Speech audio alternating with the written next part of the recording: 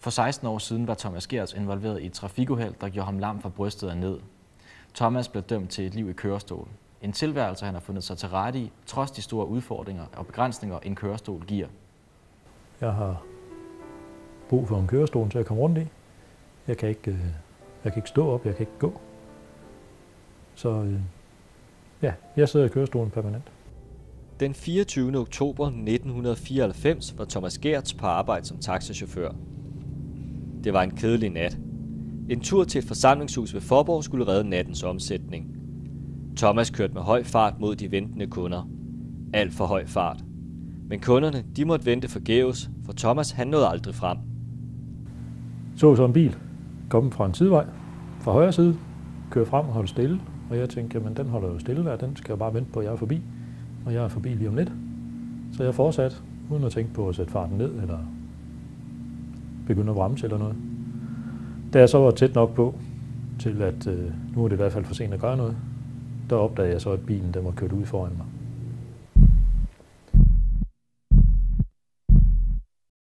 Så kørte jeg udenom bilen, og jeg endte med at køre helt over i venstre side af vejen, hvor jeg så ramte et autoværn, der hvor det begynder ned i jorden, så bilen blev løftet op i luften og begyndte at flyve. Thomas og bilen fløj over 130 meter. Han brækkede ryggen og blev lam fra brystet og ned. Hård genoptræning ventede nu på Thomas, men han var fast besluttet på, at livet det skulle gå videre.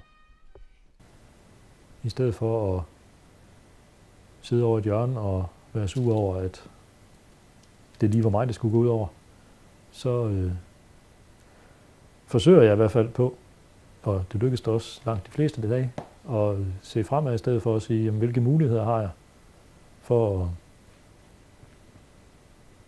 at gøre de ting, jeg gerne vil. En af de ting, Thomas gerne vil, er at give sine erfaringer videre. Det gør han ved hyppige foredrag for de ældste elever i folkeskolen.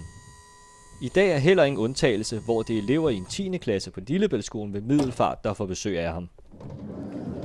Jeg kan godt lide at være sammen med mennesker, møde forskellige mennesker og lave noget. Og så har jeg faktisk meget bedre styr på mit liv, når der er noget, jeg skal. Fordi ellers så vander det bare ud i, at den ene dag går efter den anden. Ikke?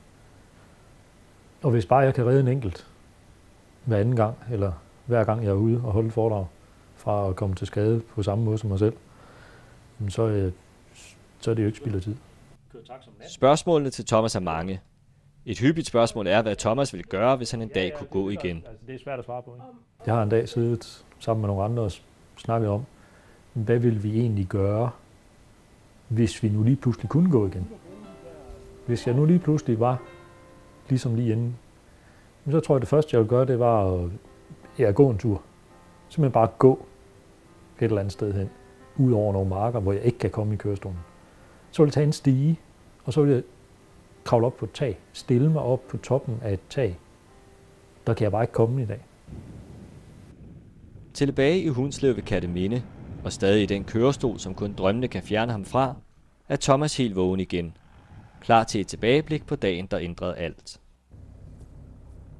Det er jo i hvert fald den dag, der ændrede mit liv radikalt. Jeg tror ikke, man kan sige, at det var den værste dag i mit liv. Men den har da lavet mit liv helt om. Trods livet i kørestolen er det en Thomas, der ser positivt på tilværelsen nu og i fremtiden. Jeg er glad og tilfreds, både når jeg står op om morgenen og når jeg går i seng om aftenen.